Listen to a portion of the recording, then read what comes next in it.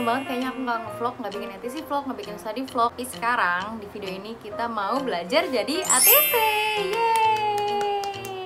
Nah, di session kita yang pertama ini kita bakal belajar jadi ATC bareng-bareng. Nah, yang pertama, sebelum kita belajar jadi ATC, kalian udah tahu belum sih kalau misalnya ATC itu cara kerjanya gimana? Nah, kalian bisa lihat di video sebelumnya. Dan info penting lainnya, kalian harus tahu pembagian ATC itu kayak gimana. Apakah dari satu bandara menuju bandara lainnya hanya satu ATC yang ngontrol, atau 10 ATC ngontrol satu pesawat, atau masing-masing ATC masing-masing pesawat. Nah, kalian udah tahu belum sistemnya? Belum tahu kan? Nah, makanya kita bakal bahas satu-satu di video kali ini. Teman-teman, yang pertama, ATC unit itu terbagi oleh 3 bagian. Yang pertama ada Aerodrome Control Tower atau tower. Yang kedua ada Approach Control Unit atau APP, dan yang ketiga ada Area Control Center atau ACC. Jadi yang tower ini kerjanya itu yang di atas di menara tower. Habis itu dia ngaturnya apa? Dia ngatur dari pesawat kalian mulai mundur, itu namanya pushback, sampai pesawat kalian mau taxi, jalan menuju ke runway, dan pesawat kalian take off. Itu yang ngontrol namanya seorang ATC tower. Lalu selanjutnya pesawat kalian akan dialihkan atau istilahnya apa? Ditransfer ke seorang ATC APP. Jadi istilah awamnya fasenya setelah kalian terbang terus mulai naik, itu yang megang adalah seorang ATC APP. Fase climbing, dan ini akan dipegang oleh seorang ATC APP. Selanjutnya seorang ATC APP tadi itu kerjanya gimana? Beda nggak sih kan main tower? Iya beda, ruangannya pun beda. Jadi kalau tower itu istilahnya di puncak atasnya, kalau yang APP ini di bawah gitu. Di bawah ngontrolnya itu ada yang radar dan ada yang non radar. Bedanya apa? Kalau yang radar itu pakai layar, istilahnya kalian pernah lihat kan? Yang ini nih gambarnya pakai layar radar. Tapi kalau yang non radar, kalian ya nggak bisa lihat titik pesawatnya di mana. Terus gimana kak cara taunya pesawat itu? Caranya adalah dengan report pesawatnya. Istilahnya kayak si ATC-nya nanya kayak posisi lo di mana, tolong report dong gitu. Jadi nanti si pilotnya ini ngasih tahu kayak we are position on bla bla bla bla bla bla gitu. Cara cari taunya gimana? Yaitu pakai titik radial dari si bandara tersebut gitu. Nanti kita bakal jelasin lebih dalam lagi ya teman-teman.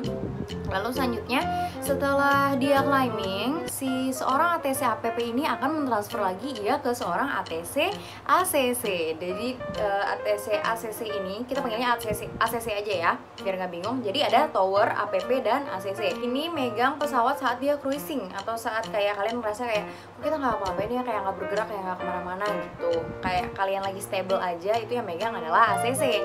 Lalu ketika kalian mau turun, mau approach lagi, mau menuju udah hampir sampai ke bandara tujuan, kalian akan ditransfer lagi ke seorang APP, tapi APP-nya bukan si bandara A lagi. Jadi kita ulang ya teman-teman skemanya.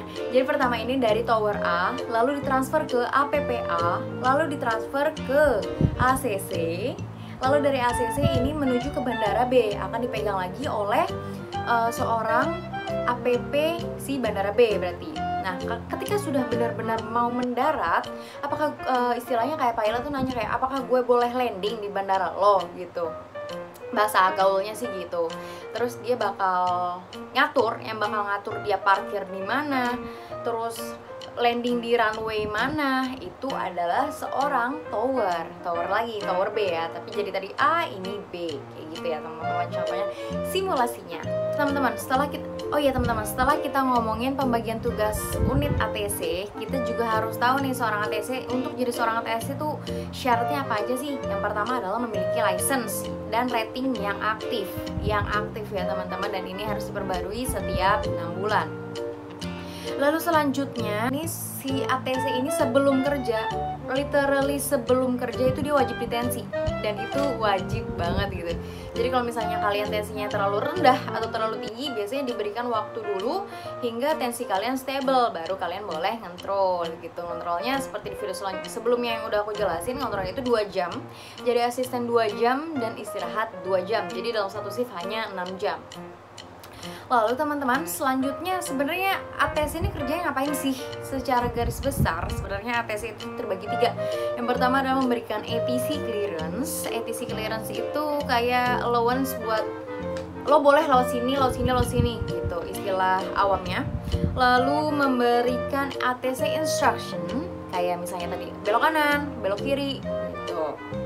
Dan memberikan traffic info. Traffic info ini di atas tuh nggak cuma satu pesawat loh teman-teman. Walaupun kelihatannya di atas sepi, padahal itu rame banget gitu. Jadi teman-teman juga harus jadi seorang ATC juga harus mampu memberikan separasi kepada si pilot, karena di atas itu banyak banget teman-teman, di atas itu rame, nggak cuma satu pesawat yang kalian naikin doang.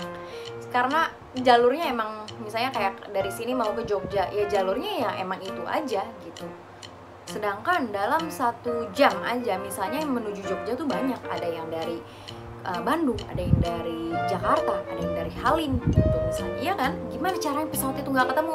Ya ATC inilah yang harus mengaturnya dengan cara memberikan separasi dan memberikan traffic info. Traffic info tuh apa? Misalnya kayak ya, Garuda di sebelah kanan kamu ada pesawat Citylink di jarak segini, ketinggian segini, ininya segini gitu. Estimate nyampe sama-sama di Jogjanya tuh jam berapa gitu. Itu adalah contoh traffic info yang harus diberikan kepada pesawat jika di jalan ketemu traffic gitu.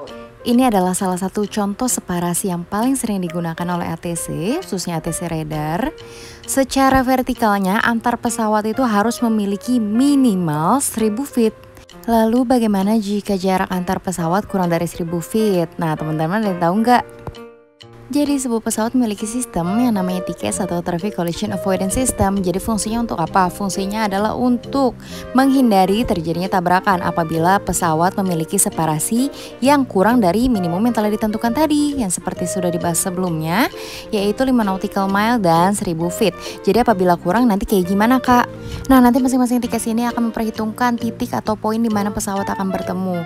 Dan jika pesawat tetap mendekat dalam rentang waktu 15-35 detik, penerbang akan mendapatkan notifikasi atau warning dari TCAS tersebut untuk yang satunya climb dan satunya descend, seperti contoh pada gambar ini. Nah kalau tadi secara vertikal, ini salah satunya contoh separasi yang horizontal, yaitu 5 nautical mile. Jadi jarak depan belakang antar pesawat minimal yaitu 5 nautical mile atau 9,26 km. Nah cukup segini dulu pembahasan tentang separasinya, karena kita akan bikin di video selanjutnya. Dan apabila teman-teman suka sama video ini, jangan lupa di like, comment, and subscribe. Jangan lupa juga di share ke teman-temannya. So see you on next video.